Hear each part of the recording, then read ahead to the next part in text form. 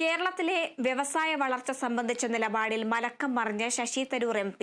കേരളത്തിലെ സ്റ്റാർട്ടപ്പ് വികസനം പേപ്പറിൽ മാത്രം ഒതുങ്ങാതെ നടപ്പാക്കണമെന്നും ശശി തരൂർ വ്യക്തമാക്കി. എക്സ് പോസ്റ്റിലൂടെയാണ് ശശി തരൂർ നിലപാട് തിരുത്തിയത്. കേരളം വ്യവസായ സൗഹൃദം എന്ന പ്രസ്താവനയിലാണ് ശശി തരൂർ നിലപാട് മാറ്റിയത്. കഴിഞ്ഞ 9 വർഷത്തിനിടെ കേരളത്തിൽ 42,000-ലേറെ ചെറുകിട ഇടത്തരം വ്യവസായങ്ങൾ പൂട്ടിയെന്ന ടൈംസ് ഓഫ് ഇന്ത്യയുടെ റിപ്പോർട്ട് ചൂണ്ടിക്കാട്ടിയാണ് തരൂർ പുതിയ നിലപാട് വ്യക്തമാക്കിയത്. സ്റ്റാർട്ടപ്പുകൾ കടലാസിൽ മാത്രം ഒതുങ്ങരുതെന്നും തരൂർ വ്യക്തമാക്കി. കേരള സർക്കാരിന്റെ ഉദ്ദേശശുദ്ധി നല്ലതെന്ന് സമ്മതിക്കണമെന്നും എന്നാൽ യഥാർത്ഥ സാഹചര്യമല്ല റിപ്പോർട്ടുകളിൽ വരുന്നതെന്നും തരൂർ പ്രസ്താവിച്ചു. എക്സ് പോസ്റ്റിലൂടെയാണ് ശശി തരൂർ നിലപാടിൽ മാറ്റം വരുത്തിയത്.